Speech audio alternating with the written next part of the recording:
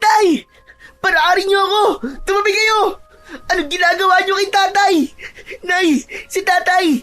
Bakit nila sinasaktan? Anak! Umalis po kayo sa harapan ko, Nay! Tumabi kayo! Gusto kong makita si tatay! Bakit nila kinakaladkan si tatay? Tama na, anak. Wala na tayong magagawa. Nakikiusap ako sa iyo. Tama na.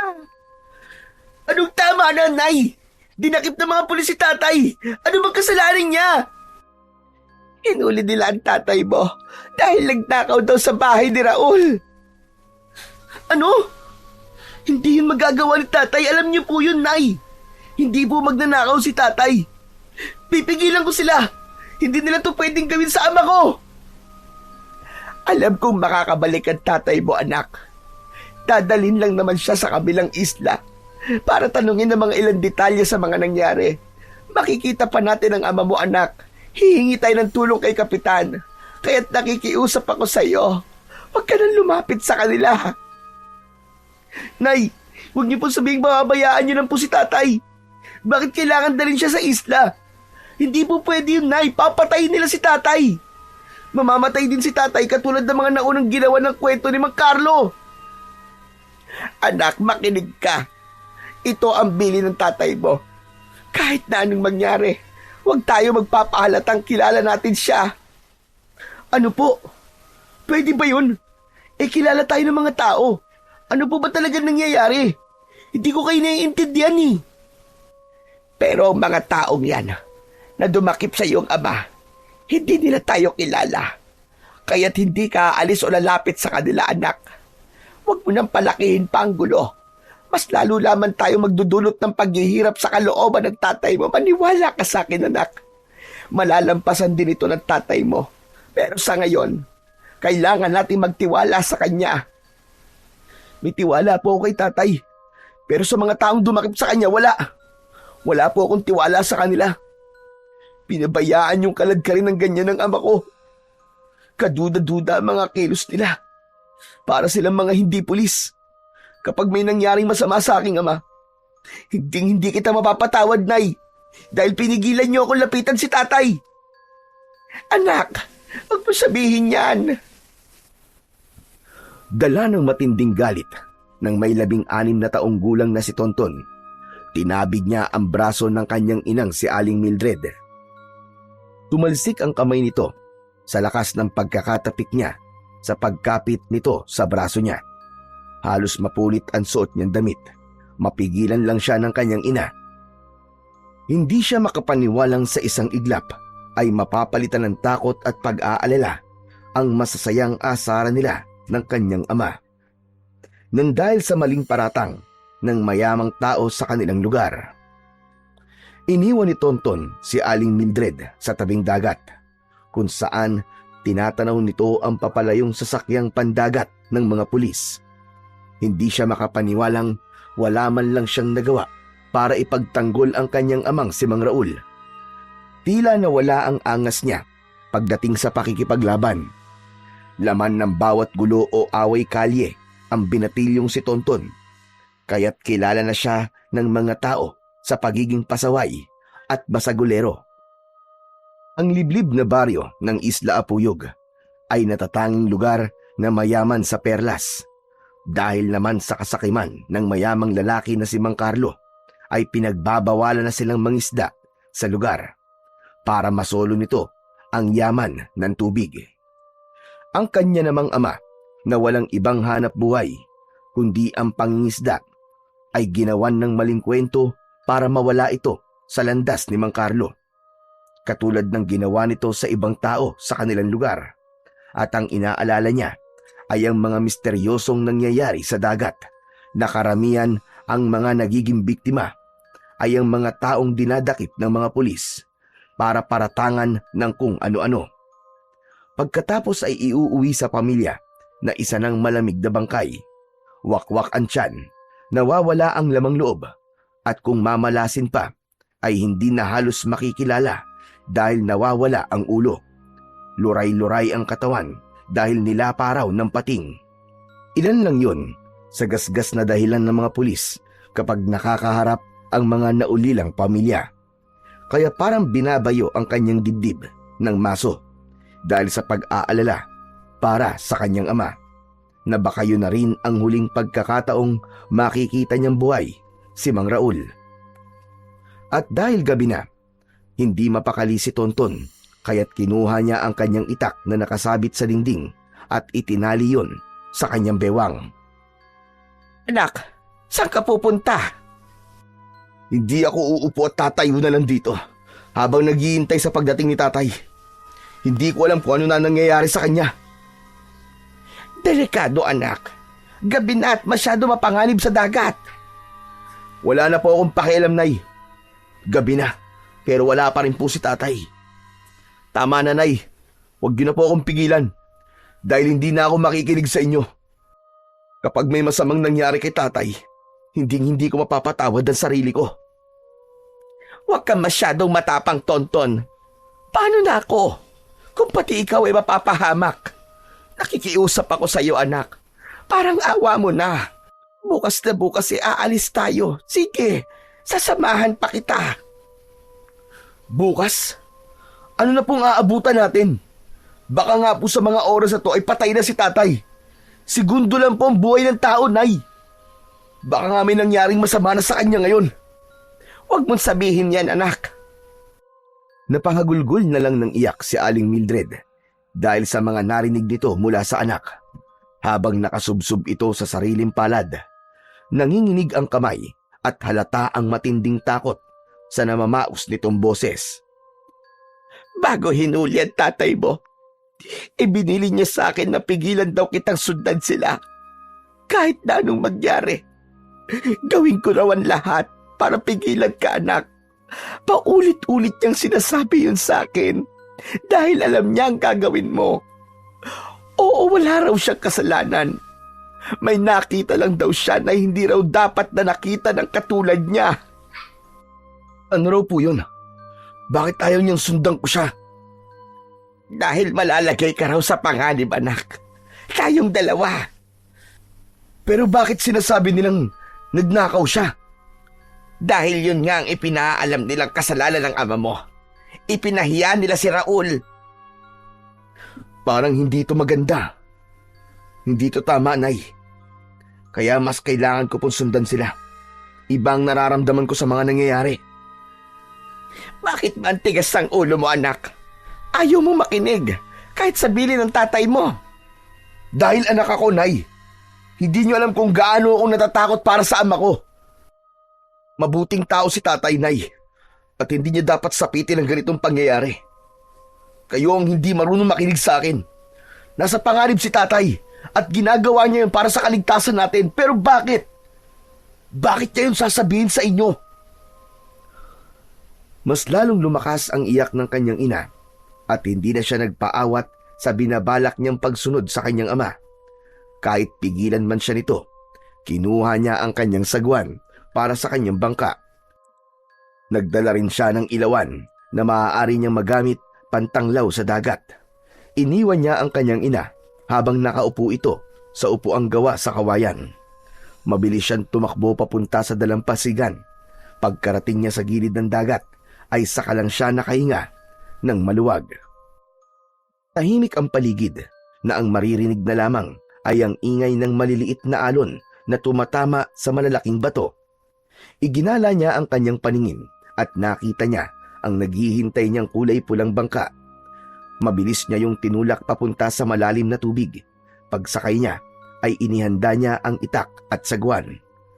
Malalakas ang hampas niya ng sagwan sa tubig bago binuksan ng motor ng bangka. Ngunit sa kamalasan ay nakalimutan niyang bumili ng gasolina. Punong-puno ng pagkadismayang napahampas na lang siya ng kamay sa tubig habang may sumilip na luha sa kanyang mga mata. Hindi ako makakapayag na may mangyaring masama sa iyo, Tay. Hindi! Hindi ako makakapayag! Maigpit niyang hinawakan ng sagwan. Ang sagwan ay isang uri ng kahoy na may hulmang malapad sa dulo na kayang magtulak sa tubig para umabante ang bangka ng taong may hawak nito. Umalimbukay o umikot ang tubig sa malakas na pagsagwan ng binatilyo. Hindi sinasadyang nakakita siya ng matulis na bagay. Nakalitaw yon sa ibabaw ng tubig. Para bang pinipigilan siya nitong umalis. Alam niyang pating yon, kaya tumigil siya saglit. Magsasalita pa sana si Tonton nang biglang umangat ang mukha ng pating at humuni ito na parang isang ibon.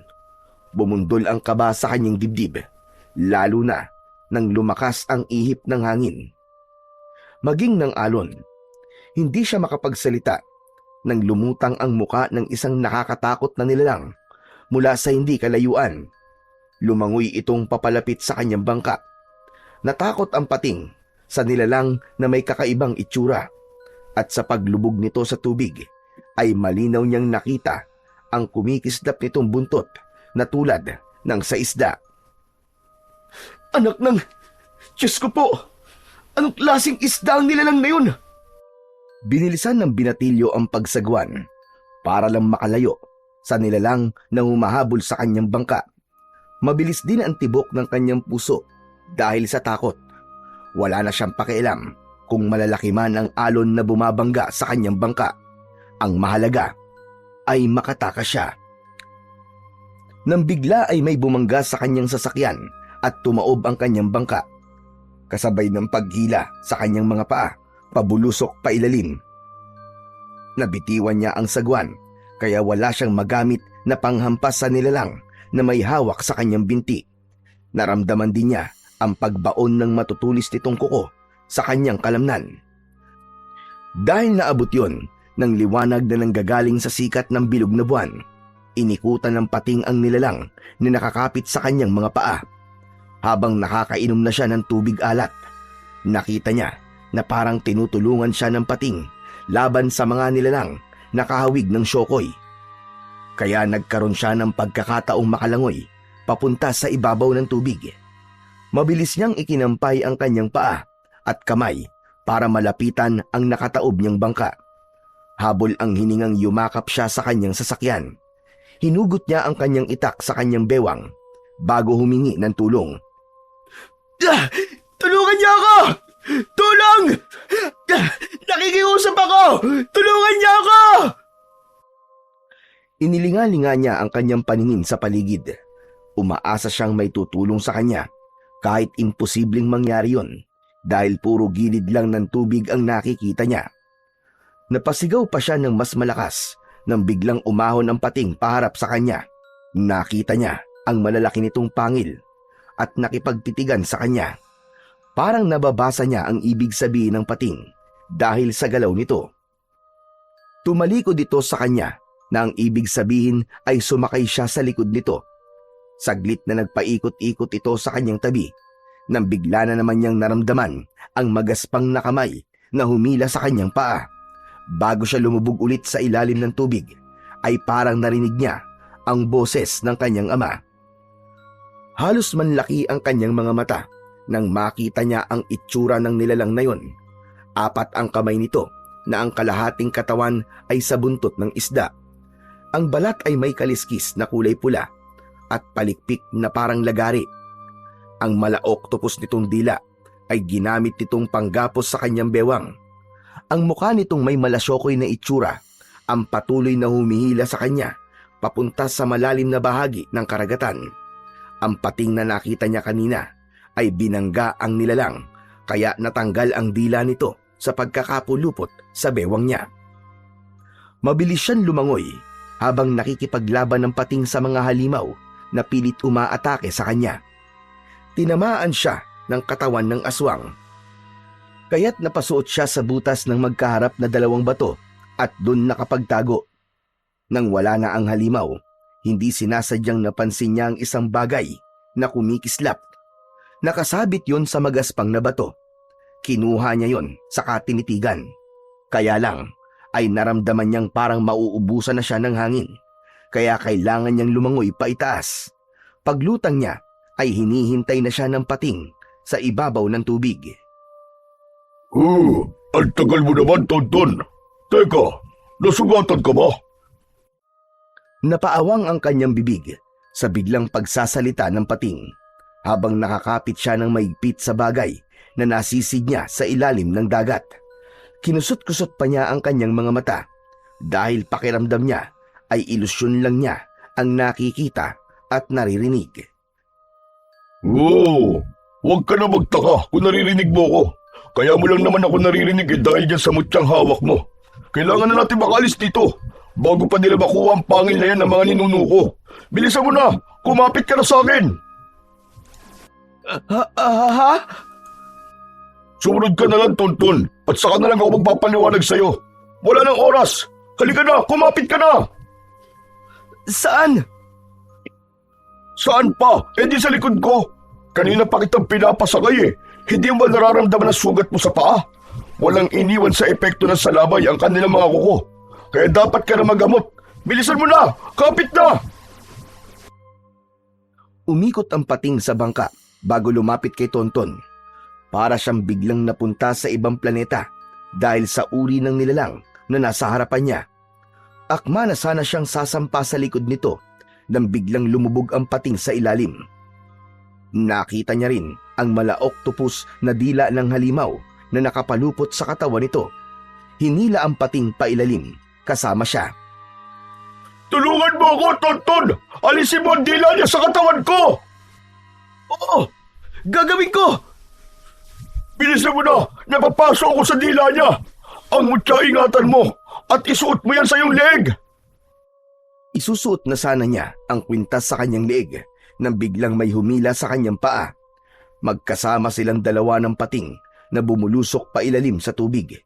Tumambad sa kanilang paningin ang maraming halimaw na nag-aagawan sa paghila sa kanila sa ilalim. Tinulungan siya ng pating kaya't nakawala siya. Subalit naramdaman naman niya ang pagguwit ng sakit mula sa kuko ng halimaw na tumama sa kanyang tiyan. Idagdag pa ang epekto ng mga kamay nito na para siyang unti-unting napapaso. Habol ang kanyang hininga na nakakainom na siya ng maraming tubig. Tumama rin ang kanyang ulo sa bato. Huling pagsulyap niya sa pating ay ang pakikipaglaban nito sa mga halimaw. Parang nakita niyang may taong tumulong sa kanya bago siya tuluyang mawalan ng malay. Nagising si Tonton sa mahinang pagyugyog ng magaspang na kamay sa kanyang balikat. Naramdaman din niya ang pagtalsik ng tubig sa kanyang katawan at ang maihinang alon na tumatama sa kanyang kinahihigaan. Dahan-dahan niyang iminulat ang kanyang mga mata. Sa kanya inininga ang kanyang paningin sa buong paligid ng kanyang kinaroroonan. Puro bato na parang nasa kuweba siya, habang ang sahig ng yungib ay naaabot ng tubig, malamig at tahimik. Mabuti naman at nagkamalay ka na. Kumusta na ang pakiramdam mo, iho? Hindi sinagot ni Tonton ang tanong ng matandang babae. Nakaupo lang ito sa tabi niya. May hawak itong bilog na bato habang nagdidikdik ng dahon. Saka inilagay yon sa sugat niya sa kanyang binti at tiyan. Saka lang niya naalala ang pag-atake na yon ng mga halimaw sa tubig. Nasaan po ko, Lola? Nandito ka sa bahay ko. Sa kuwebang malapit sa dagat. Hindi ko alam kung ano nangyari sa'yo at napadpad ka sa lugar na ito. May sugat ka sa ulo. Sa palagay ko tumama yan sa isang matigas na bagay. Gaano na po ako katagal dito, Lola? Saka, sino po nagatid sa akin dito? Hindi mo ba natatandaan ang huling naging kasama mo bago ka nawala ng balay? Saglit na natigilan si Tonton dahil dalawang kakaibang nilalang ang natatandaan niyang nakasama niya, ang halimaw sa dagat at ang pating na nagsasalita. Lola, maniniwala po ba kayo kung sasabihin kong may mga nilalang po akong nakitang nabubuhay sa ilalim ng dagat? Yung mga halimaw po na biglang umatake po sa akin. At saka po, may taong isda na apat ang mga kamay. Saka yung pating, Lola, nagsasalita po siya. Ewan ko po kung totoo nga yun. Kung ibang tao makakarinig sa mga sinasabi mo, iisipin nilang nasisiraan ka ng ulo. Kaya mas makabubuting sarilinin mo na lamang yan. At tama ka. Totoo ang tungkol sa mga halimaw na nakatira sa dagat. Hindi sila basta-bastang nilalang. Isa silang mapanganib na aswang na nakatira sa tubig. Ang pating naman na sinasabi mong nagsasalita. Aba, si Pungkoy yun. Siya ang nagdala sa iyo rito at nagligtas sa buhay mo. Nanlaki ang kanyang mga mata dahil sa mga narinig niya mula sa matandang babae. Napaunat siya ng upo at muling nagtanong sa matanda. Lola, sino nga po kayo uli? Ako nga pala si Sedang at ang pating na nagligtas sa'yo ay ang gabay ng mutyang nasisid mo nang hindi sinasadya sa ilalim ng dagat. Indikasyong may kasamang responsibilidad ng mutya na yan. Isang uri ng mutya ng pangil ng pating na may taglay na kapangyarihan sa sino bang pagkakalooban nito. Teka, sandali lang po, Lola. Ano ang mutya ng pangil ng pating? Hindi ko kayo maintindihan eh. Naririnig mo ang sinasabi ng pating dahil sa mutyang hawak mo. Ang mutyang may taglay na bilis sa paglangoy at malaasidong epekto sa kahit na anong sandatang mahahawakan mo. Ang mga halimaw sa dagat ay mga nilalang na kung tawagin ay bagaring. Wala silang pinipiling lapain. Bata, babae, lalaki, at kahit na matanda. May kakayahan silang umahon sa tubig, pero nakakatagal lang sila ng 4 na oras sa lupa. Bagaring po ang tawag sa mga nilalang na yun. Kung ganun po sila ang totoong pumapatay sa mga tao at hindi ang mga pating. Napatunayan mo naman, hindi ba? Dahil iniligtas ka ni Pungkoy. Kung hindi dahil sa kanya. Aba, malamang nakikita na rin ang katawan mo na palutang-lutang sa ibabaw ng tubig at ibibintang na naman sa mga pating ang naging kamatayan mo. Malaya pa rin ang mga walang hiyang mga aswang na magaring habang may ibang nilalang na sumasalo sa kasalanan nila. Habang titig na titig si Tonton sa matandang babae, ay bigla niyang napansin ang paggalaw ng tubig na malapit sa kanyang tabi, pati na ang pagliwanag ng suot niyang kwintas. Lumitaw ang isang pating na may benda ng tali sa katawan. Magandang umaga, kaibigan. Kumusta na ang pakiramdam mo? Anak ng... Totoo nga nagsasalita ka! Oo naman, walang duda. Ngayon lang naman ito kasi nga, nasa iyo ang mutya ng aking ninuno. Heto nasugatan pa nga ako sa pagliligtas sa'yo. Baka naman kung pwede sana, ingatan mo ang mutya ng lolo ko. Pabihira naman, oo. Baka sa'yo na ako masiraan ng ulo niyan. Hindi na nga ako makapaniwalang nagsasalita ka tapos ako pa mag-aalaga sa mutya ng lolo mo. Huwag ka nang maguluhan sa mga nangyayari sa'yo. Dati lang may naunang nagmay-ari sa mutya. Isang babae na nang magkapamilya basta na lang itinapon ng bato sa dagat at swerte namang ikaw ang nakahanap. Pwede mo naman niyang isole sa dagat kung gusto mo.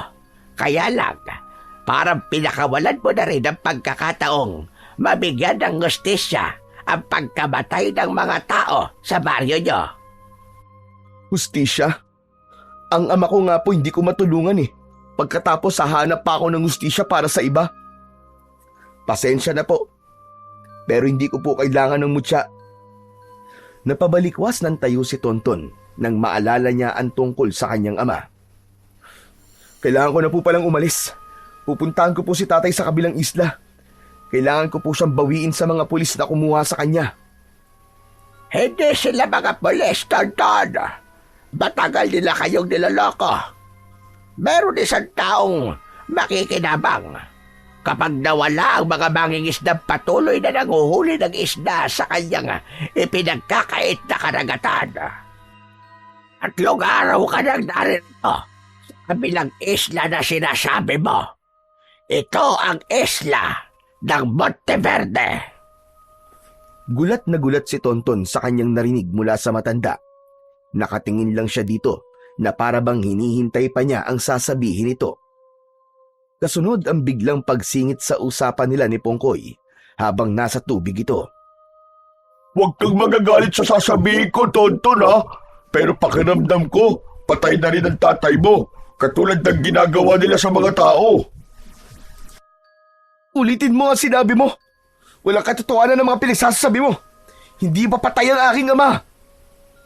Hindi ka namin pipiliting maniwala. Inihahanda ka lang namin sa posibleng mangyari na baka totoong patay na nga ang tatay mo. Kung hindi nga kita iniligtas, malamang ganun din ang sapitin mo. At baka nga, hindi ka pa makilala ng iyong ina.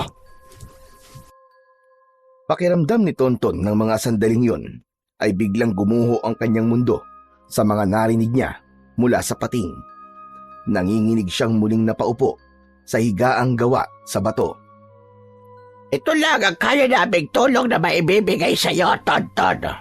Ang samahan kang lumaban sa mga magaring. Kalahi sila ng mga sokoy. Ang pagkakaiba nga lang nila ay higit na mas malakas sa mga aswang na ito kaysa sa ibang masasamang elemento na nabubuhay sa tubig.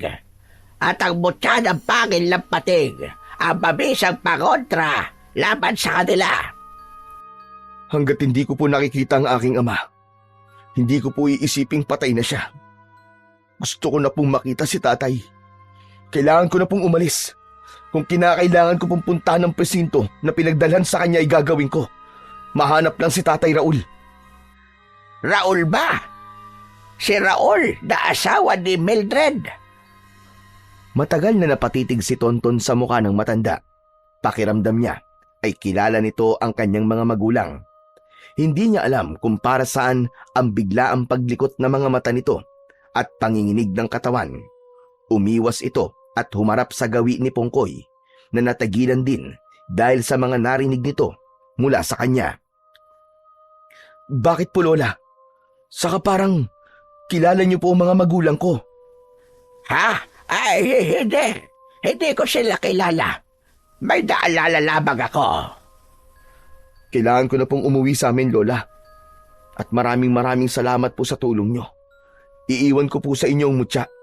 Ibigay na lamang po niyo yan sa iba. Alam mo sa tingin ko, mas karapat dapat ka sa mutya, Tonton.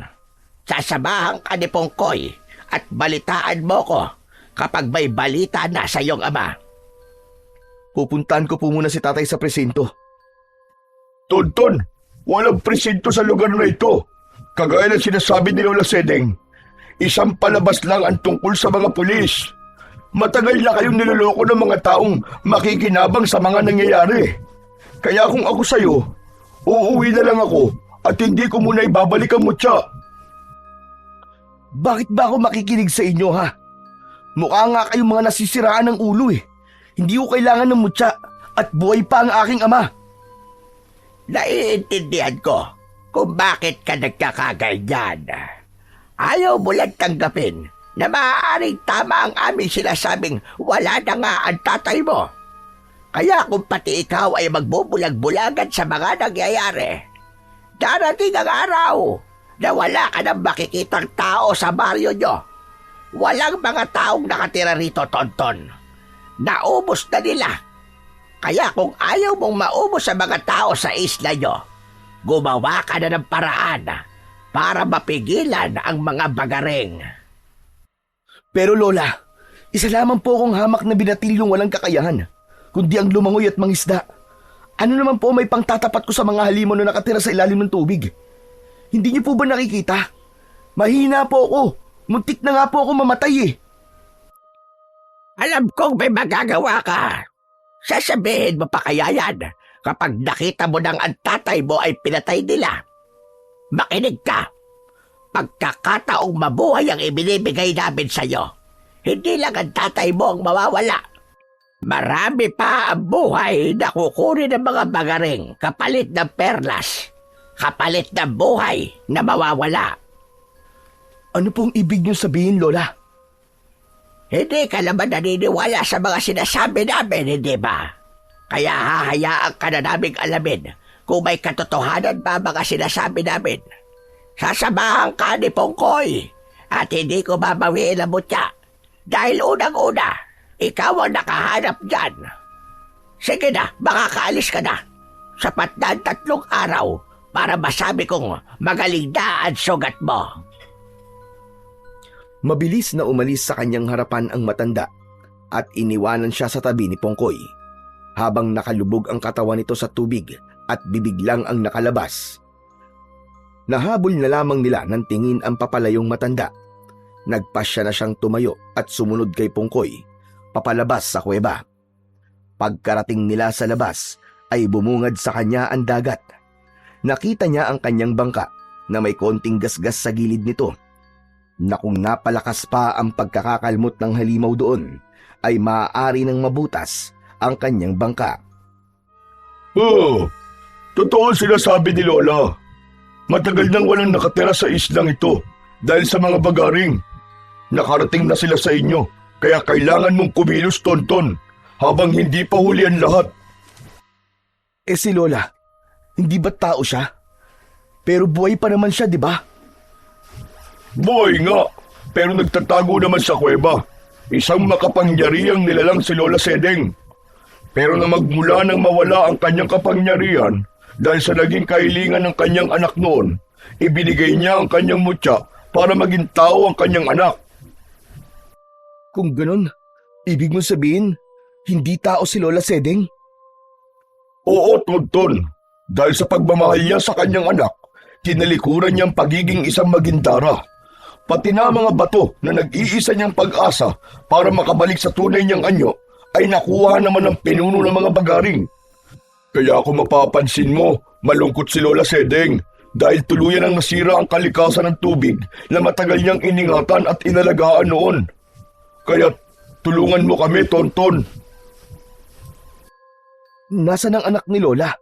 Saka, ang ibig mong sabihin, totoong may mga elementong nakatira sa dagat na nagiging tao dahil sa mutya? Oo, hindi lang kami isang kwento lang. Marami na rin na magpapatunay na totoo ang kagaya nila. At ikaw ay kabilang na rin sa mga taong nakakita sa kanilang mga itsura.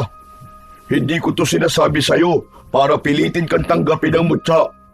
Pero may batas na sinusunod ang mutya ng pangil. Kung sino ang nakasisid dito, ay siya rin ang dapat na magbalik. Pwede mong itapon sa dagat, oo. Pero ang kapalit naman nun ay hindi ka makakatungtong sa tubig. Kahit kailan. Teka, tinatakot mo lang yata ako eh. Sus, parang wala naman yata sa bokabularyo mo ang salitang takot. Saka seryoso ko sa mga sinasabi ko sa'yo. Ilinga mo nga inyong paningin sa paligid. Ni isang nilalang ay wala kang makikitang naglalakad sa dalampasigan. Alam mo, dating masaya ang islang ito. Pero nang pamahayan ito ng mga bagaring, nagsilbi na lamang itong tapunan ng kanilang natitirang pagkain. Teka, hindi ka ba sasakay sa bangka? Eto na nga, sasakay na. Teka, sigurado ka bang sasama ka sa akin? Oo, kung nasa na mutya ng pangil ng pating, ay naroon din ako. Tandaan mong kapag nasugatan ka, mararamdaman ko rin ang sakit na mararamdaman mo. Pero alam mo bang, ang liwanag ng mutya ay merong kakaibang epekto sa mga bagaring? Anong magiging epekto? Matutunaw sila sa liwanag na nanggagaling sa bato. Ikaw lang at ang mga halimaw na yon ang nakakakita sa liwanag. Saka naalala ko nga pala. Heto, pinabibigay sa ni Lola Sedeng.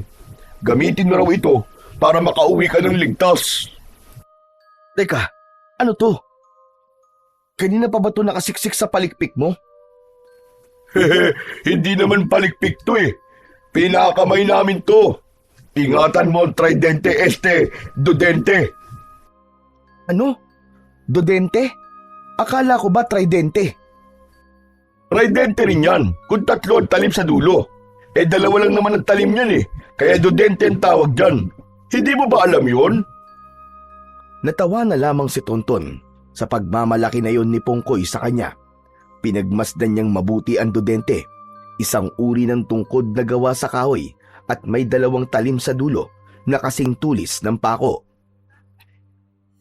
Mas kilala namin to sa tawag na salapang, na panghuli ng mga isda. Sige, gagamitin ko to. Salamat nga pala, Pongkoy sa pagtulong mo sa akin. Sus, wala yun. Gusto rin naman naming malinis ang pangalan namin sa mga tao na hindi kami masasamang nilalang. Nananakit lang naman kami kapag alam naming malalagay na kami sa panganib. Pagkatapos ng pag-uusap nilang dalawa ni Pongkoy, ay nauna na itong lumangoy papunta sa kabilang isla, habang siya naman ay sumakay sa kanyang bangka at nagsimula ng magsagwan palayo sa dalampasigan ng Isla Monteverde. Habang nagsasagwan at makarating sila sa gitna, biglang tumigil si Tonton at iginala niya ang kanyang paningin sa malawak na karagatan. Bigla rin ang pag-iinit ng suot niyang mutya. Parang kakaiba ang tubig, Tonton. Naku, mag-iingat ka. Kung mag-iinit ang suot mong mutya, humanda ka. Mainit na nga, Pongkoy, kaya alam ko na may mga nilalang na nakapaligid sa bangka ko. Inihanda niya ang kanyang salapang. Nakatutok yun sa tubig habang pinakikiramdaman ang galaw ng kanyang bangka. Ilang saglit pa ay biglang gumalaw ang kanyang sinasakyan. Para bang may nilalang na sinusubukang pataubin ang kanyang sinasakyang bangka. Tonton, may mga halimaw sa ilalim ng bangka. Ikaw ang pakay nila. Magtiwala ka sa suot mong mutya. Magagawa mo maglangoy ng mas mabilis at makasisid sa ilalim ng tubig. Kitang-kita ni Tonton nang biglang atakihin ng bagaring si Pongkoy. Nawala sa kanyang paningin si Pongkoy, kaya naman mabilis siyang tumalon sa tubig. Hawak ang kanyang salapang. Nakita niya ang ipo-ipong tubig dahil sa pakikipagpambuno ni Pongkoy sa halimaw. Nang mapuluputan ang kaibigan sa katawan ng mala-octopus na dila ng mga aswang, hinawakan niya ang kanyang mutya bago lumapit sa mga ito. Maging siya ay nagulat sa lakas ng epekto ng kanyang salapang sa katawan ng mga aswang. Para silang tinatamaan ng kuryente sa katawan nang bumaon ang talim ng sandata sa kalamnan nito. Nakawala si Pongkoy sa kalaban at muli itong lumangoy paikot sa kanyang kinatatayuan. Napansin niya rin na kaya niyang tumagal sa ilalim ng tubig. Maya-maya pa ay sumugod sa kanya ang dalawang bagaring. Tinamaan siya sa dibdib ng matulis na kuko ng isang nilalang na umatake sa kanya. Pero agad siyang nakaganti. Nang ubod lakas niyang itarak sa dibdib nito ang kanyang armas. Kitang-kita niya ang pagsama ng dugo nito sa tubig habang nagkikikisay at tumigas ng malakahoy ang katawan. Paglingon niya sa gawin ni Pongkoy ay kagat din ito ang leeg ng isang bagaring. Kahit nagpupumiglas ang halimaw, ay nagawa yung pugutan ng ulo ni Pongkoy gamit ang matutulis nitong mga pangil. Lumangoy na tayo sa itaas. Sa palagay ko, wala na mga aswang. Sabi sa kanya ng kaibigang gabay habang nag-uusap sila sa mata. Mabilis ang kanyang paglangoy paitaas. Habol ang hininga na sumampa siya sa gilid ng bangka. Pero halos manlaki ang kanyang mga mata nang makita ang maraming nakalitaw na ulo ng bagaring sa ibabaw ng tubig. 5 dipa ang layo mula sa kanilang kinaroroonan, kasabay ng malakas na paghuni ng mga ito na parang huni ng pating. Si Pongkoy naman, na hindi umaalis sa kanyang unahan, ay panay din ang langoy para protektahan siya. Tonton, hindi sila aatake sa atin. Sa palagay ko, nakita nila ang ginawa mo sa mga kasama nila. Hindi. Mahirap magtiwala sa kanila, Pongkoy. Halimaw sila at hindi sila makakapayag na merong tatalo sa kanilang hukbo. Magsasalita pa sana si Tonton nang sa pagtitig niya sa mata ng pinakapinuno ng mga ito ay nagulat siyang parang naiintindihan niya ang mga sinasabi ng mga ito sa pamamagitan ng paghuni. Pongkoy, pinagbabantaan nila ako na huwag na raw tayong babalik sa lugar na to kahit kailan. Dahil sa susunod daw na makita pa tayong pumunta sa teritoryo nila, ay mapipilitan na raw silang umahon sa dagat para guluhin ang pamilya ko, pati na ang mga kababaryo ko. Huwag kang matakot sa kanila, Tonton. Totoong nakakausap mo sila sa pamamagitan ng pagtitig sa kanilang mga mata dahil sa mutya na hawak mo. Pero ikaw ang dapat na magbanta sa kanila. Na kung hindi nila ititigil ang pagpatay nila sa mga tao, ay wawasakin mo ang kanilang teritoryo. Ipakita mo sa data mo Ipakita mong hindi ka natatakot sa kanila. Ganun na nga ang sinabi ni Tonton sa higit 20 mga nilalang na nakatingin sa kanila. Lumakas ang mga huni nito at muling sumugod sa kanila. Anak ng putya! Mas lalo nagalit sila sa mga sinabi ko eh!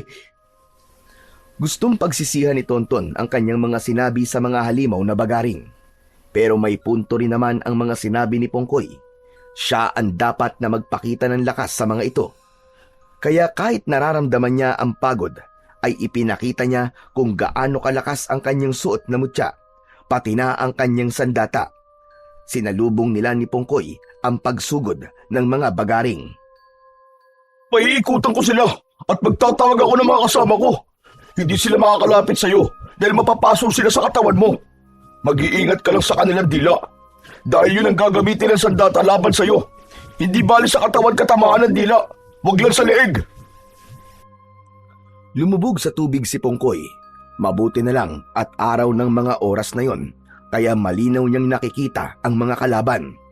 Kakaibang halimaw ang mga kalaban nila ngayon dahil may kakayahan ng mga ito na tumagal sa sikat ng araw. Inunahan ni Tonton ang pinuno ng mga ito sa pag-atake, subalit mabilis lumangoy ang bagaring, kaya nailagan nito ang pagtama ng kanyang sandata sa katawan nito. Dumami rin ang mga bula sa tubig dahil sa komosyon nila sa ilalim, kaya hindi niya kagad nakikita ang pagsugod ng mga kalaban. Mabilis na lumangoy paikot si Tonton na parabang ipo-ipo. Sa pagharap niya sa 2 bagaring ay tinamaan ng mga ito ng kanyang sandata sa tigkabila ang talim ng kanyang salapang. Nakita yon ng pinuno at galit na sumugod dito sa kanya. Sa muli niyang pagsirko sa tubig, lumikha yon ng malakas na liwanag na dumaloy sa hawak niyang salapang. Bumaon ang talim ng kanyang sandata sa katawan ng pinuno, pero malakas din ang taglay nitong kapangyarihan at tumalsik siya sa ibabaw ng tubig. Humampas ang kanyang katawan sa bangka. Sakto naman ang pagbalik ni Pongkoy kasama ang ilang mga pating. Nasindak ang mga kalaban sa malalaking kakamping pating ni Pongkoy. Kitang-kita niya ang pagkagat ni Pongkoy sa leeg ng mga kalaban. Halos pagtig-isahan ng mga ito ang mga bagaring na walang nagawa kundi ang lumangoy papalayo sa kanila para tumakas. Gusto pa sanang sumugod ng pinuno ng aswang kay Tonton, pero nalagasan na ito ng mga tauhan, kaya't isa na lamang pagbabanta ang iniwan nitong salita. Batay sa pagkakatitig nito sa mga mata niya, sinabi nitong babalik ito at sisiguraduhing mapapatay siya kasama ang kaibigang gabay na si Pongkoy. Grabe! Kumuntikan ka na mapahamak, Tonton! Mabuti na lang at nakarating kagad ako. Aba, teka! May sugat ka sa likod! Huwag mo akong intindihin. Ayos lang ako, Pongkoy. Tulungan mo na lang akong makasampa sa bangka at umalis na tayo. Umikot ng paglangoy si Pongkoy para gawing tuntungan ni Tonton ang katawan nito. Pagkasampa ni Tonton sa bangka, saka lang din niya naramdaman ang sakit ng sugat niya sa kanyang likod. Sandali lang, Tonton. Sigurado ka bang kaya mong isagwa ng bangka?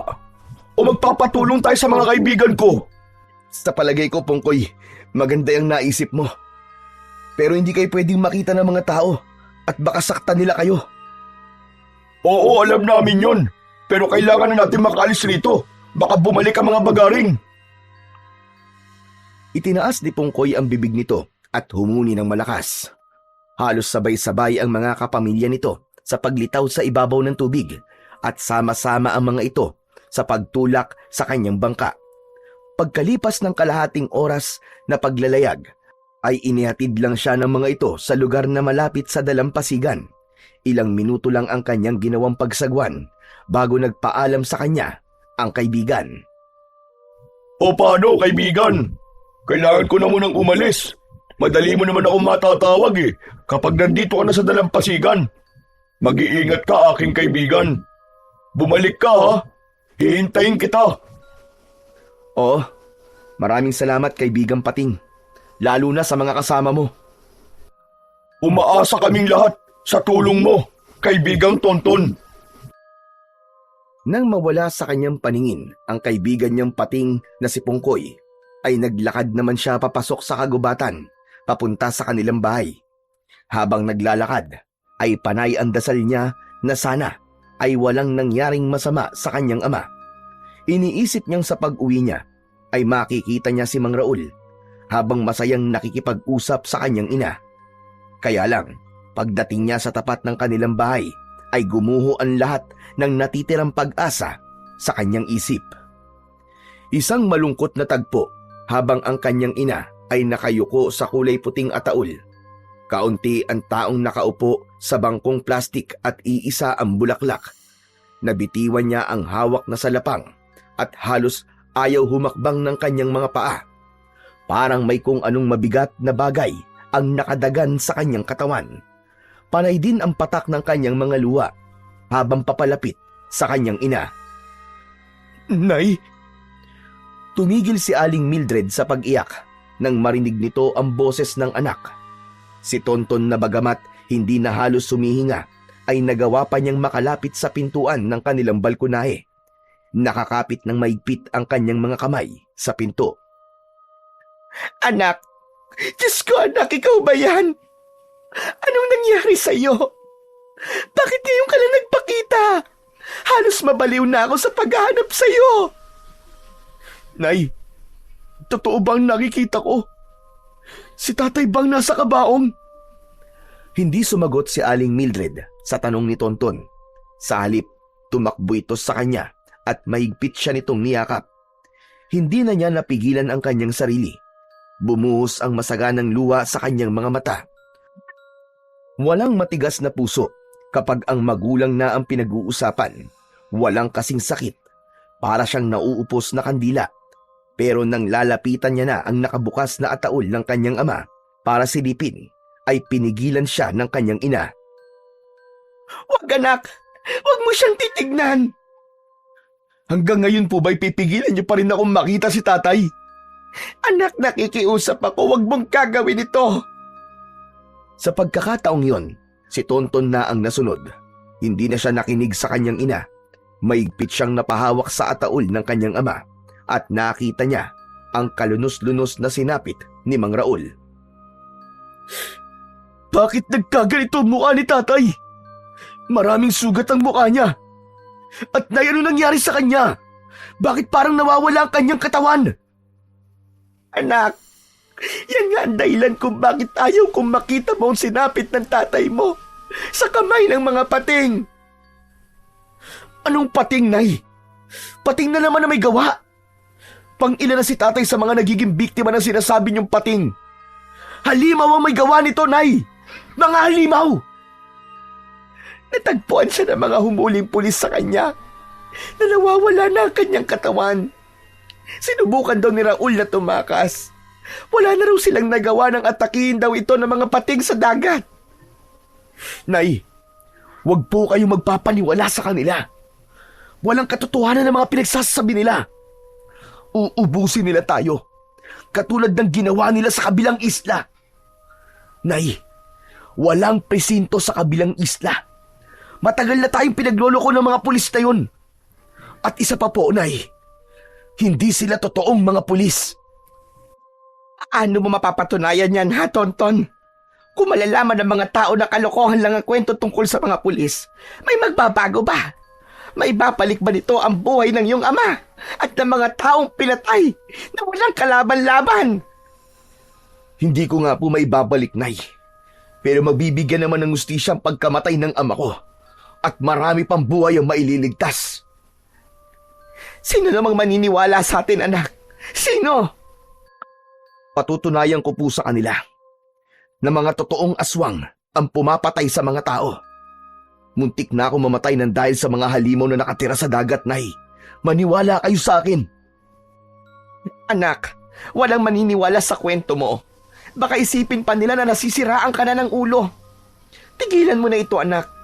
Ayokong baka pati ikaw ay mapahamak pa. Hindi ko kaya, anak, kung pati ikaw ay mawawala sa akin. Aalis na lang tayo sa baryong ito. Hindi po, Nay. Hindi tayo aalis dito. Hindi ako natatakot mamatay. Patutunayan ko po na totoo ang mga sinasabi ko. Anak naman, Naiintindihan mo ba ang sinasabi ko? Nag-aalala kung baka patahimikin ka nila. Teka, sa tono po ng pananalita nyo, parang may nalalaman po kayo sa mga nangyayari sa baryo natin. Umiwas ng tingin at napayuko ng muka si Aling Mildred nang maupo ito sa mahabang upuan na gawa sa kahoy. Kasunod ang mga hikbi habang nakatingin sa labas ng kanilang balkonahe. Merong isang pamilyang nakakaalam ng tungkol sa mga bagaring.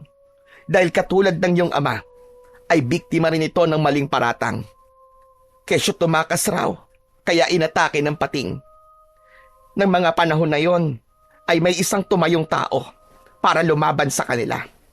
Kaya lang, namatay sa harapan ng tagapagtanggol ang lahat ng miyembro ng pamilya ng taong nag-iisang saksi na totoo mga bagaring. Hindi niya yun nailigtas, kaya magmula noon ay nawala na ang bali-balita tungkol sa tagapagligtas. Anak, ayoko maranasan natin ang ganung wakas ng buhay. Kaya't nakikiusap ako, lumayo na lang tayo sa gulo.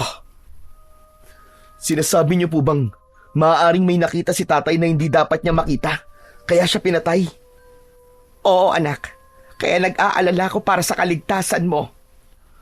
Kung ganun po alam niyo rin po tungkol sa mga bagaring. Tumango ng may pait ang kanyang ina na hindi pa rin tumitingin sa kanyang direksyon. Lumapit siya rito at naupo sa tabi nito. Kinuha niya ang kamay nito, kaya muli itong humarap sa kanya. Namumugto ang mga mata ng kanyang ina na bakas pa rin sa mukha nito ang matinding pag-aalala. Magtiwala kayo sa akin, Nay. Hindi po ako matatahimik hanggat hindi nagiging malinaw sa akin ang lahat. Nakita ko mga bagaring at patunay itong mga sugat ko sa katawan. Mabuti na lamang po at iniligtas po ko ng isang pating. Hindi sila ang totoong pumapatay, Nay. Biktima rin sila ng mga nilalang na nakatira sa ilalim ng dagat. Alam ko anak, at alam din niya ng ama mo. Napakunot ang kanyang noo na napatitig sa mukha nito. Hindi niya narinig ang gusto niyang malaman sa ina dahil nabaling ang atensyon nito sa suot niyang mutya ng pangil ng pating. Anak, saan mo nakuha ito? Hindi napigilan ni Aling Mildred ang hindi mahawakan ng palawit ng kwintas na nasa leeg ni Tonton. Bakas sa mukha nito ang matinding pag-aalala habang hindi binibitiwan ng kamay ang pangil sa kanyang leeg. Bakit po, Nay? Alam niyo po ba tungkol sa suot kong kwintas? Paano napunta sa iyo to anak? Hindi ko po sinasadyang nasisi dito sa malalim na bahagi ng dagat habang inaatake po ako ng mga bagaring. Nang magising po ako suot ko na po ang mutya dahil sa tulong ng matandang si Lola Sedeng. Nabitiwan ni Aling Mildred ang hawak na palawit ng kwintas at napatayo ito mula sa pagkakaupo. Halata ang pag-aalala sa mga kilos nito at mas lalong lumikot ang mata ng kanyang ina. Kaya naman, napatayo na rin siya habang nakakunot ang kanyang noo. Nay, bakit? May alam po ba kayo sa mutya? Anak, isoli mo yan sa matanda. Mapapahamak ka. Alam ko kung anong tumatakbo sa isip mo. Kilala niyo po ako, Nay. Wala akong inaatrasan na laban. Magsasalita pa sana si Aling Mildred nang biglang dumating ang mga tauhan ni Mang Carlo. May mga dala itong bulaklak at hawak ng lalaki ang nabitiwang salapang ni Tonton. Akin na yung salapang ko. Wala kayong karapatang hawakan ng gamit ko. Hindi ba pwedeng magpasalamat ka na muna? Dahil nakita ko itong pakalat-kalat. Huwag niyong hahawakan ng gamit ko. Dahil sa susunod, ang gusto ko, nakabaon na yan sa dibdib mo. Mukhang matigas ka, bata. Pablot na kinuha ni Tonton ang kanyang sandata kay Mang Carlo, saka muling tumingin sa mukha nito. Anong ginagawa niyo rito? Narito lang naman ako para makiramay. Tanggapin niyo ang taus-puso kong pakikiramay dahil sa nangyari kay Raul. Pagdamutan niyo na itong kaunting halaga na nakayanan ko. Magalang at malumanay na pahayag ni Mang Carlo. Pero si Tonton, matapang niyang hinarap ang lalaki at humarang siya sa harapan ni Aling Mildred. Nakita niya ang inaabot nitong kulay puting sobre at alam niyang pera ang laman nun. Hindi namin kailangan ng abuloy. Itabi mo yan para sa pagpapalibing sa sarili mo. Hindi ko akalaing ganyan pala kayo tumanggap ng bisita. Sayang, malaking halaga pa naman ang perang dala ko. O baka naman, nakukulangan pa kayo. Pwede namang dagdagan. Akma na sanang susuntokin ni Tonton ang lalaking kaharap, pero naramdaman niya ang maigpit na pagpigil ni Aling Mildred sa kanyang kamay. Anak, nakikiusap ako sa'yo. Tama na. Mukhang matapang itong anak mo, Mildred ah. Ang mabuti pa ay umalis na kayo. Habang kaya ko pang magpigil, isama niyo sa pag-alis niyo ang mga bulaklak na dala niyo. Dahil gagamitin niyo rin yan sa burol niyo. Halata sa mukha ni Mang Carlo ang pagkairita sa mga sinabi ni Tonton. Kaya napilitan itong umalis sa harapan nila, pero iniwan ito ang mga bulaklak. Dinampot niya yon isa-isa, saka ibinato sa mga tauhan nito. Pinigilan niyang hindi umiyak ng dahil sa galit, habang habol niya ang kanyang sariling hininga. Anak, tama na. Huwag mo na silang patulan, anak. Tama na. Mas lalong nagalit ang kalooban ni Tonton nang muling bumalik si Mang Carlo. Tila napahiya rin ito sa ginawa ng binatilyo. Itinuro nito ang dalawang daliri sa kanya bago itinuro sa mga mata nito. Isang senyas na babantayan nito ang bawat galaw nilang mag-ina. Nakakapit ng maigpit sa braso niya si Aling Mildred nang mapansin ng kanyang ina ang galit na anyo ni Mang Carlo. Nakita mo na, anak. Kaya umalis na tayo rito. Alam ko kung anong ibig niyang sabihin. Hindi tayo aalis, Nay. Hindi ako natatakot sa kanila. Lalabanan ko sila. Ipapakita ko sa lahat ng taga rito ang totoong pagkatao nang walang yang yun. Pati na ang mga taong nakikilamay ay galit din sa mga nangyari. Ang simpatsya nila ay na kay Mang Carlo. Kaya bago umalis sa mga ito, ay tumingin muna sa kanila ng masama. Ang ilan ay hindi nagustuhan ang kanyang ginawang pagpapahiya kay Mang Carlo. Ganito paglaruan ni Mang Carlo ang isip ng mga tao. Binubulag nito ang mga tao sa malalaking pera, kapalit ng buhay na nawala. At bukod tangi lamang silang hindi tumanggap ng tulong mula sa gahamang lalaki. Nang sila na lamang ang natitirang nakatayo sa gitna ng balkonahe, hindi na napigilan ng kanyang ina ang humagulgol ng iyak at muling sumilip sa ataol ni Mang Raul. Awa ang naramdaman niya para kay Aling Mildred, kaya't nakuyom na lamang niya ang kanyang kamao nang dahil sa labis na galit.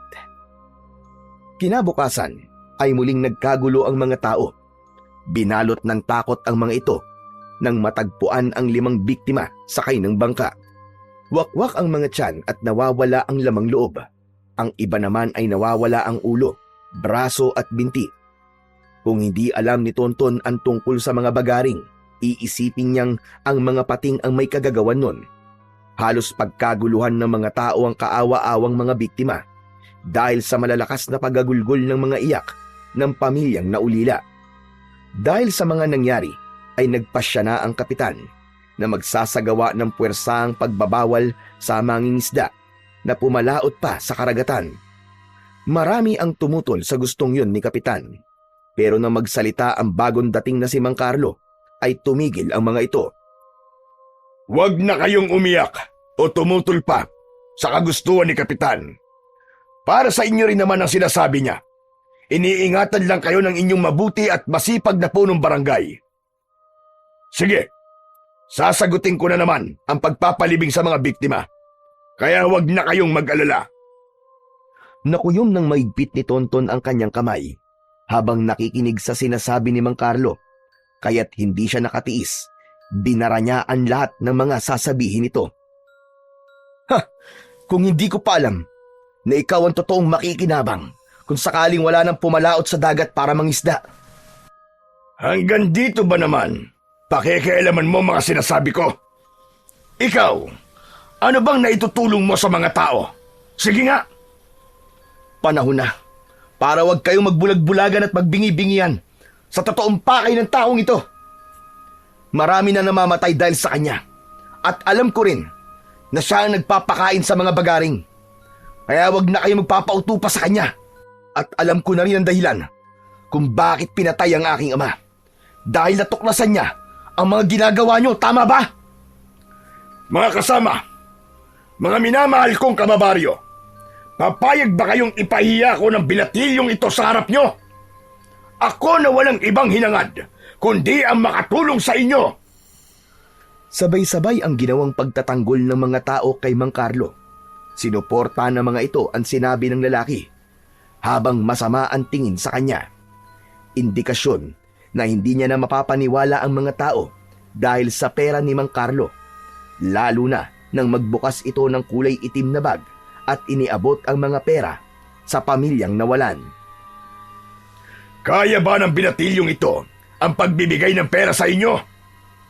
Layunin kong makapagligtas ng mga tao at makatulong sa inyo.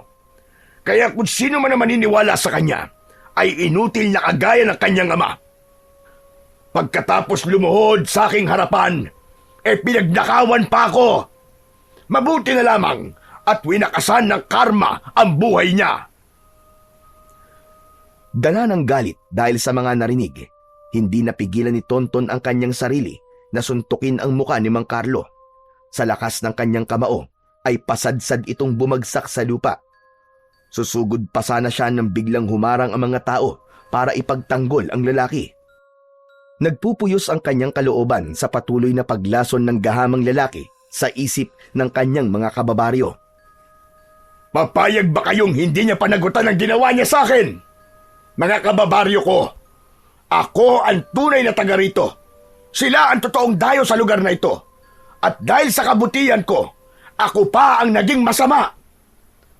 Dahan-dahang tumayo si Mang Carlo at dumura ng laway na may dugo. Masama ang tingin nitong inutusan ang mga tauhan na hawakan ang binatilyo. Galit na galit din ang mga tao, kaya naman hinarap niya ang mga tauhan nito. Hindi siya nagpahawak sa mga ito. Walang makalapit kay Tonton. Nagtaka ang mga tao sa malakas at bilis ng kamao ng binatilyo.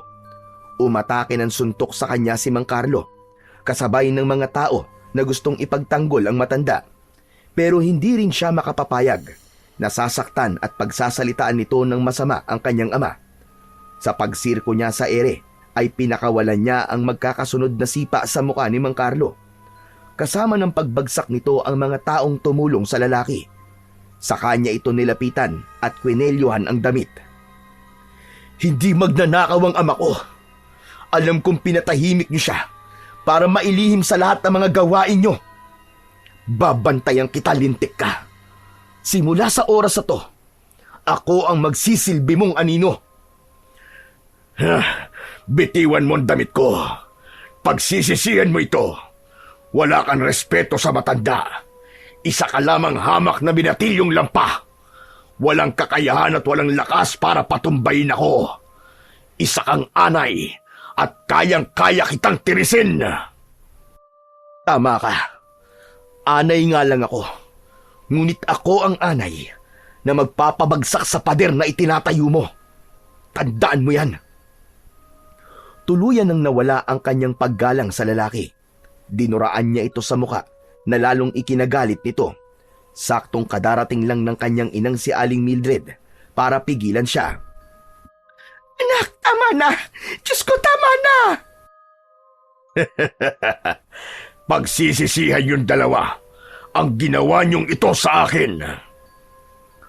Tumayo ito at hinubad ang damit, saka umalis sa lugar na yon. Naiwan silang mag-ina sa harap ng mga tao. Sinabi ng kanilang mga kababaryo na sila ang totoong dayo sa lugar, kaya wala raw silang karapatan na makialam sa mga gawain ng lalaki. Hindi ako aalis. Kung hindi man taga rito mga magulang ko, dito pa rin sa lugar na ito ako sinilang. Kaya gigisingin ko kayo sa kawalan nyo ng pakiramdam sa totoong nangyayari sa paligid nyo. Lalong-lalo ka na, Kapitan. Ikaw pa naman po ang inaasahan na magtatanggol sa amin. Dahil sa naging kaibigan kayo ng aking ama. Isa kang malaking kahihiyan. Akma na sanang magsasalita si Kapitan para pagsabihan siya na masakit.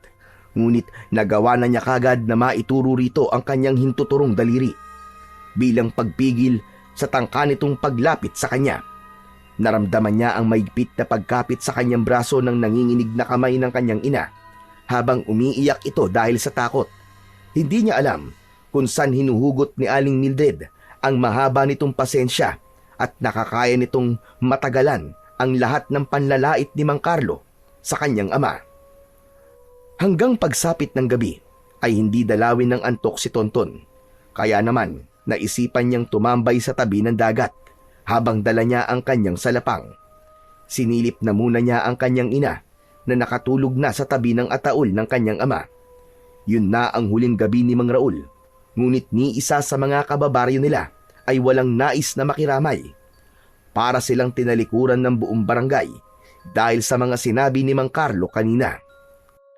Ilang minuto lang ang kailangan niyang lakarin bago siya nakarating sa dalampasigan.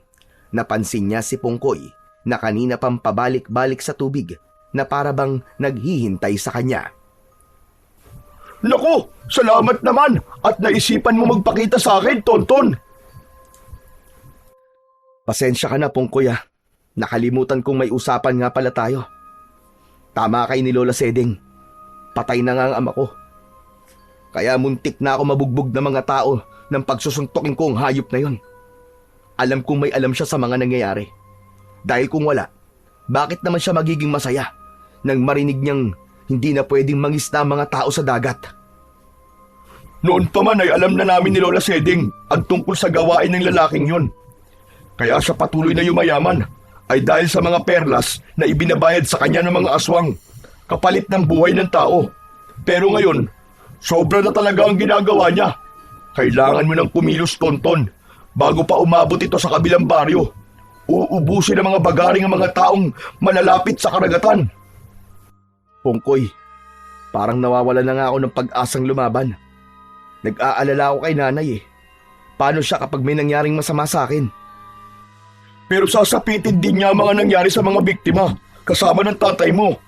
Ang totoo ay humihingi ako ng pasensya sa iyo dahil sa pagsisinungaling ko. Ang totoo niyan kung bakit alam na namin ni Lola Seding ang tungkol sa pagkamatay ng iyong ama ay dahil nasaksihan namin ang nangyari kay Mang Raul. Ano ka mo?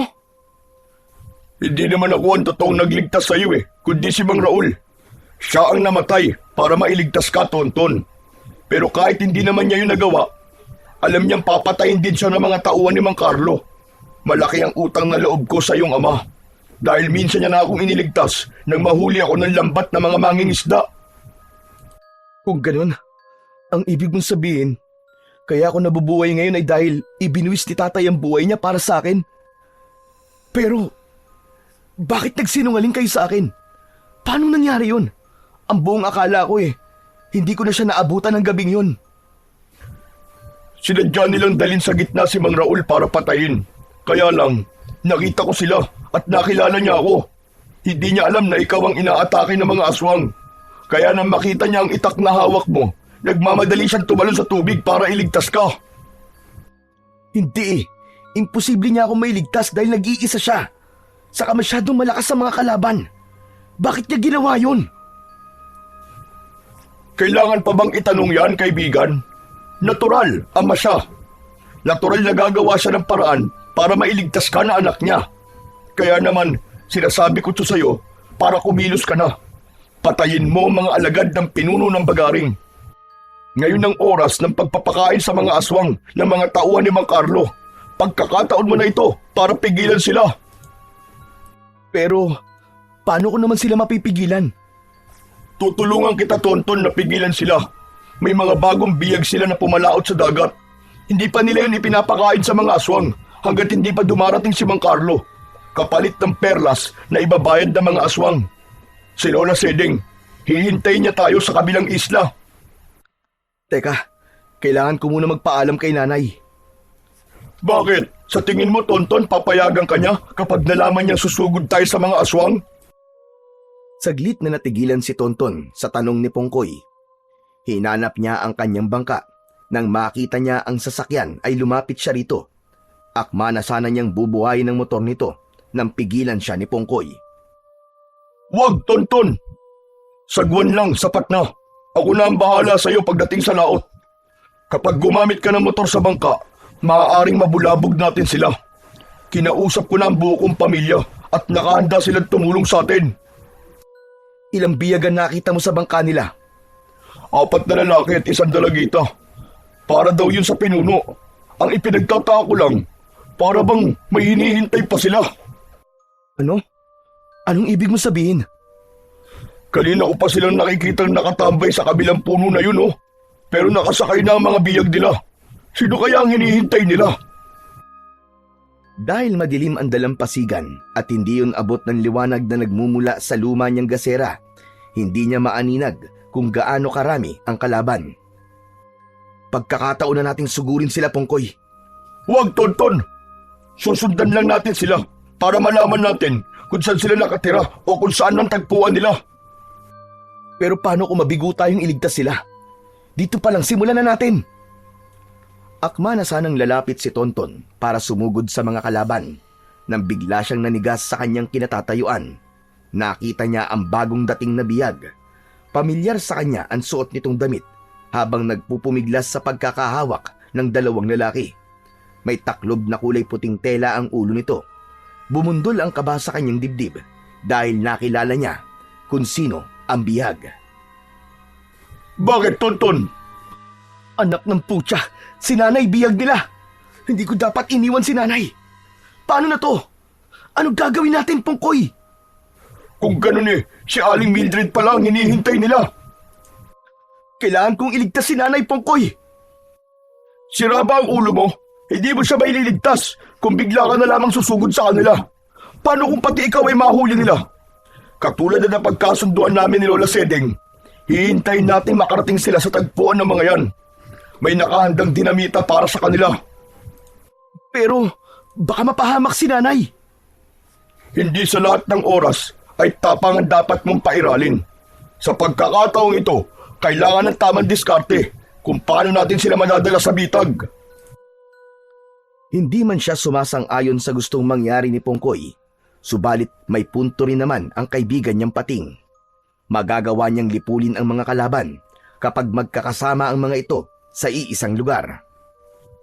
Gawin mo ang lahat ng makakaya mo, kaibigan, na hindi mawawala sa paningin mo ang bangkang sinasakyan nila. Dahil konting pagkakamali mo lang, baka pati ang nanay mo mawala na rin sa'yo. Yun ang hindi ko papayagang mangyari. O paano? Mauna na ako sa'yo ah. Huwag na huwag kang lilikha ng ingay para hindi sila makaramdam sa pagsunod natin. Mabilis ang ginawang pagsakay ni Tonton sa kanyang bangka. Gamit ang sagwan ay maingat niyang sinundan ang bangkang sinasakyan ng kanyang ina. Halos hindi siya kumukurap ng mga mata habang nakatingin sa huliang bahagi ng bangka. Mas lalo siyang nag-aapoy sa galit nang makita niya sa ilalim ng liwanag ng buwan ang nakangiting muka ni Mang Carlo. Hindi man niya naririnig ang sinasabi nito sa kanyang ina, ay alam niyang siya ang pinag-uusapan ng mga ito. Lalo na nang alisin na nito ang kulay puting tela na nakataklob sa ulo ni Aling Mildred. Ganon din ang 5 mga kasamang biyag ng kanyang ina. Parang tinatambol ng maso ang kanyang dibdib dahil sa pag-aalala. Siguradong tiba-tiba na naman tayo sa mga perlas kapalit ng buhay nila. Lalo na kapag nalaman pa ng pinuno nila kung sino ang biyag ko ngayon. Sinasabi ko na nga ba at pamilyar sa akin ang mukha ng babaeng ito. Mula sa malayo ay kitang-kita ni Tonton kung paanong paulit-ulit na pinagsususuntok nito ang mukha ng kanyang ina habang nakagapos ang mga kamay nito sa likod at may busal ang bibig. Halos paliparin ni Tonton ang kanyang bangka makarating lang sa kinaroroonan ng kanyang ina. Kaya lang ay humarang si Pongkoy at muli siya nitong pinigilan. Ano ka ba naman, Tonton? Huwag kang papadala sa galit mo. Masisira ang plano natin yan eh. Hindi mo ba nakikita na binubugbog na nila si nanay? Ano gusto mong gawin ko? Panoorin lang si Mang Carlo habang sinasaktan niya ang nanay ko. Pero kapag nahuli ka nila, mas lalo tayo mahihirapan. Alam kong kaya ni Aling Mildred ang bugbog sa kanya ni Mang Carlo. Ibuhos mo na lang ang lahat ng galit mo sa kanya kapag nagkaharap na kayo ng lalaking yon. Hindi lang galit, Pungkoy. Hindi lang galit. Dahil sisiguraduhin kong mapapatay ko siya. Muling lumubog ang pating sa tubig at nauna ito ng kaunti sa kanya.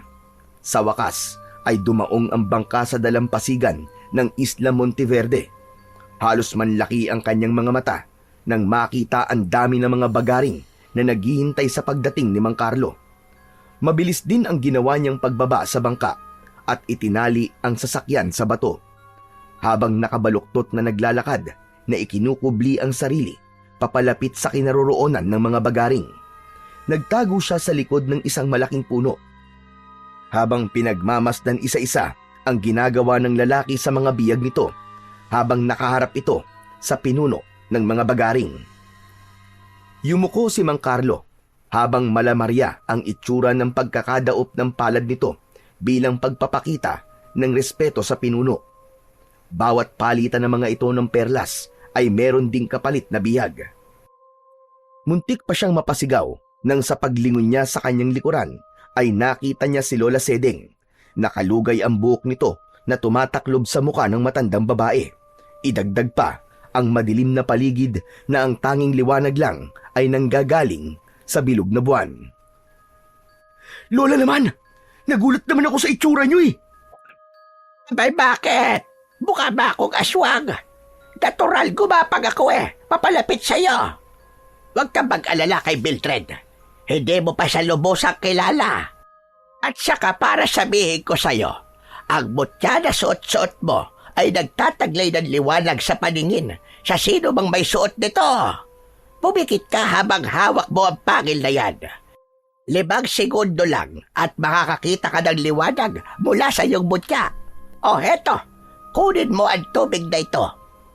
Ano naman pong gagawin ko sa tubig na to, Lola Sedeng?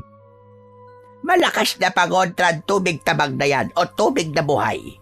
Kontra yan sa mga nilalang na nakatira sa tubig alat. Maaari silang masunog sa tubig na yan na parang epekto ng asido. Sige na, pumikit ka. Nasa totoong laban na tayo. Isang mariing pagpikit at may kasamang panalangin ang ginawa ni Tonton. Habang maigpit niyang kinapitan ang kanyang suot na mutya, 5 segundo ang kanyang pinalipas nang sa pagmulat niya ng kanyang mga mata ay nakita nga niya ang malakas na liwanag na nanggagaling sa mutya ng pangil. Parang may malakas din na enerhiyang gumapang sa kanyang buong katawan. Binitiwan niya ang kwintas. Ang kanyang salapang ay bigla rin nagliwanag. Lola, sinasaktan na nila ang nanay ko. Anong gagawin natin? Kikilos na ba tayo? Ano pa nga ba? Di tapusin na natin ang laban na ito. Magkasabay na napalingon sa gawin nila ang mga aswang nang magkasama silang lumabas sa pinagtataguan nilang bato. Habang ang mabuhanging dalampasigan naman ang magiging lugar ng kanilang paglalabanan. Napaunat sa pagkakaupo ang mga aswang at dahan-dahang tumayo.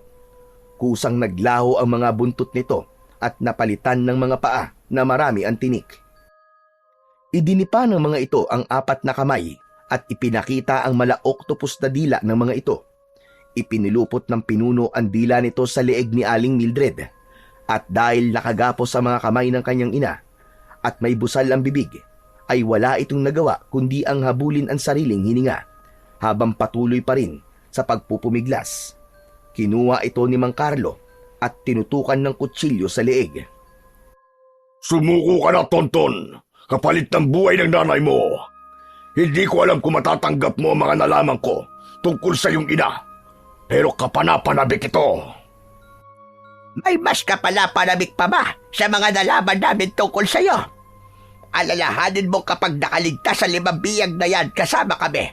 Ito na rin ang magiging katapusan mong hayop ka. Dahil wala ka ng lugar na babalikan at sisiguraduhin kong makakaligtas ang mga yan. Nakita ni Tonton na humarang sa unahan ang pinuno ng mga bagaring.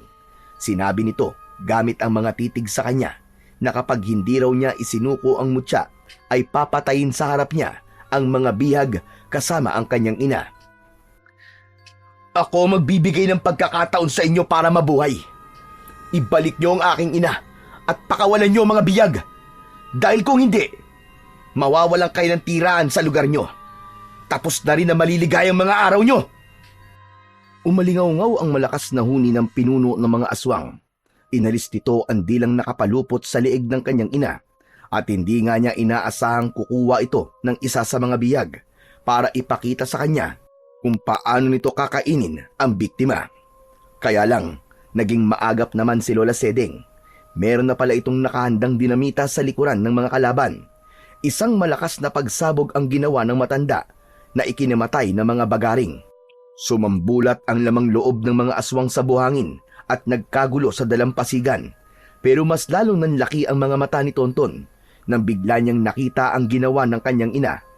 Natanggal nito ang lubid na nakagapos sa mga kamay nito para itong naging ibang tao nang umatake ito sa mga aswang na bagaring. Tara na! Kailangan na nating umatake. Tulungan natin ang iyong ina. Kahit nagulat ay sumunod si Tonton kay Lola Sedeng. Dala ang tubig na nakalagay sa pang-spray sa halaman. Maigpit niyang hinawakan ang kanyang salapang at unang sinugod ang mga halimaw na pumuprotekta sa pinuno ng mga ito. Ang iba naman na tumakas ay biglang tumakbo sa tubig, pero hinarangan na ito ng mga pating na pamilya ni Pongkoy. Para itong mga pirana na malakas ang tampisaw sa tubig dahil sa pakikipagpambuno sa mga bagaring, laban sa malalaking pating na sabay-sabay na umaatake sa kanila. Ang kanya namang ina ay nakikipaglaban sa mga tauhan ni Mang Carlo. Walang makalapit kay Aling Mildred. Lahat ay bumabagsak sa lupa. Samantalang si Lola Sedeng naman ay hinarap ang natatarantang pinuno ng mga bagaring.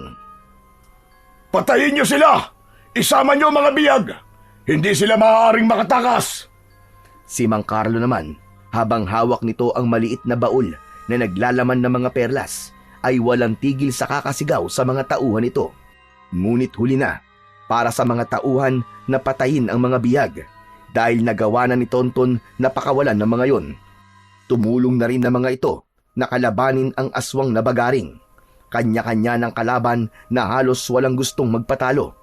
Tumalsik si Lola Sedeng sa malakas na pag-atake ng pinuno ng aswang. Bumagsak ito sa buhangin. Ang ibang mga pating naman ay napupuluputan sa katawan ng dila ng mga aswang. Kaya tinulungan na muna niya ang mga pating. Bawat pag-atake niya sa mga kalaban ay naninigas ang mga katawan ng mga ito at sumusuka ng malapot na likido bago nagmumukhang kahoy na tila nasunog sa liwanag ng kanyang mutya.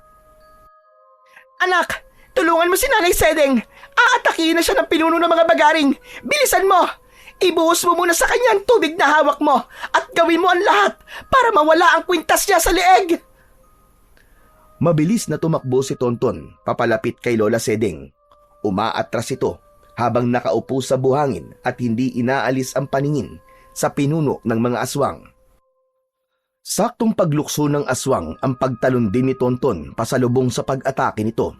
Magkasabay silang bumagsak sa buhangin pero kagad din siyang nakabangon at nasalo ng kanyang salapang ang dila ng bagaring na gustong umatake sa kanyang leeg. Ito na magiging katapusan mo, hayop ka! Hindi kita hahayaang magtagumpay! Mamatay ka ng halimaw ka! Kasabay ng pagsugod ng pinuno, ang pagsirko ni Tonton sa ere at ubod lakas niyang itinarak ang kanyang salapang sa batok nito. Bumulwak ang dugo at naputol ang kwintas nito na gawa sa kulay itim na perlas. Nanginginig ang kanyang kamay dahil sa matinding galit at puot.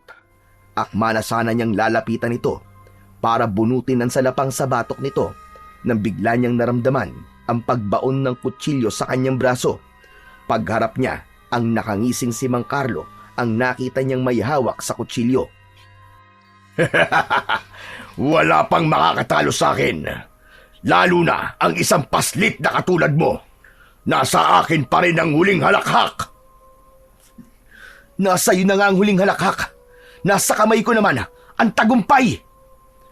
Mabilis na inagaw ni Tonton ang kutsilyo sa kamay nito at ubod lakas niyang ibinaon ang kutsilyo sa dibdib ng lalaki, direkta sa puso nito. Paulit-ulit niya tong sinaksak. Tinandaan niya kung ilang biktima ang namatay nang dahil kay Mang Carlo at yun din ang bilang kung gaano karami ang saksak na ginawa niya sa katawan nito. Maging ang mga bihag ay hindi napigilan ang mga sarili.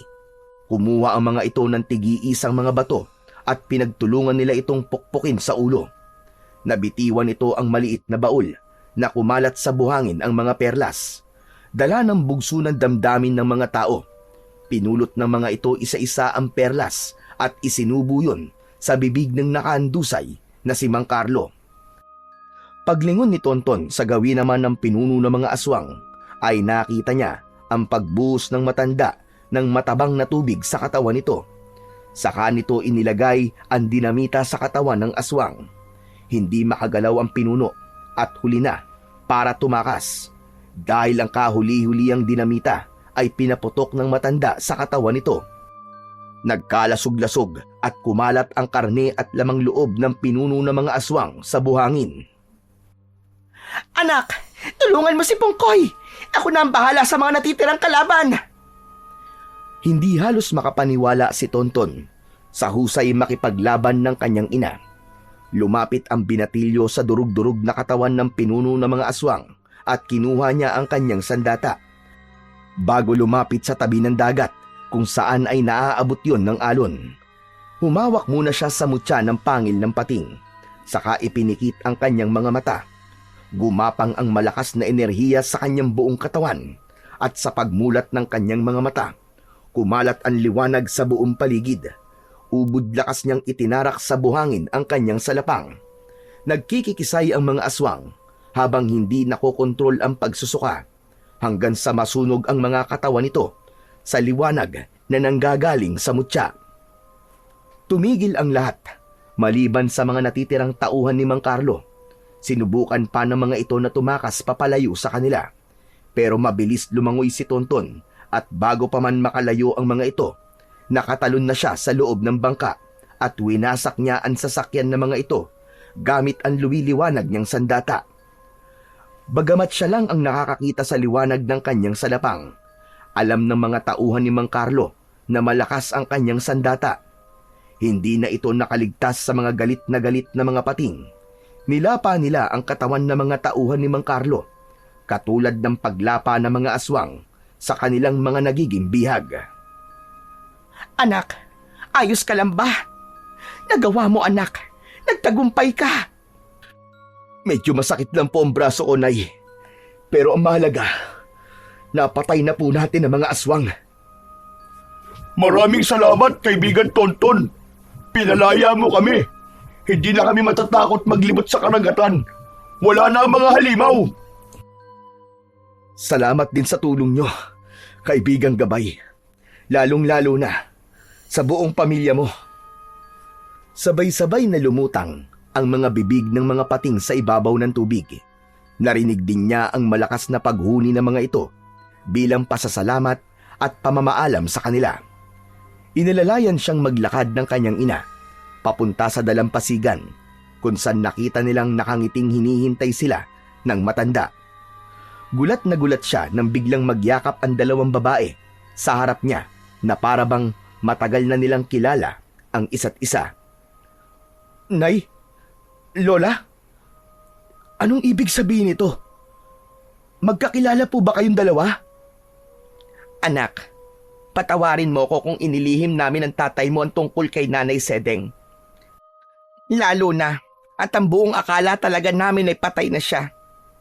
Si Nanay Sedeng ay ina ng tatay mo.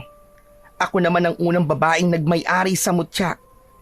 Si Raul ay pamilya ni Nanay Sedeng. Isa siyang lahi ng Magindara, ngunit mabuting nilalang.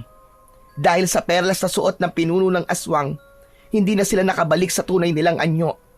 Kinuha ang kanilang lakas, kaya naging alipin sila ng mga bagaring sa mahabang panahon. At ako rin ay nabigong tagapagligtas ng isang pamilyang nasawi, nang dahil din sa mga aswang. Seryoso po ba kayo sa sinasabi nyo, Nay? Kung lahi po sila ng mga Magindara, ang ibig bang sabihin, isa rin po kung... Hindi, anak. Malakas ang dugo ng tao, kaya hindi ka nila kauri. Kaya pala ang husay nyo makipaglaban, Nay. Dahil kayo po pala ang babaeng ikinikwento sa akin ni Lola Sedeng. Nagmarinig ko ang pangalan ni Mildred na nanay mo. Doon ko nalaman na si Raul pala ang nakita kong pinagtutulungang atakihin ng mga aswang. Hindi ko man lang nakausap ang iyong ama. Pero mula sa malayo, alam kong bago siya pinatay, ay nakita niya ako. Alam ko yon. Masaya siya ng mga sandaling yon. Kitang-kita ko. Ang tila matigas na anyo ni Lola Sedeng ay unti-unting lumambot at pumatak ang masaganang luha mula sa kanyang mga mata. Dahil sa awa ay nilapitan ito ni Tonton at mahigpit na niyakap. Lola Sedeng, naniniwala po ako na kung saan man po naroroon si tatay, alam ko pong masayang-masaya siya sa kinalalagyan niya.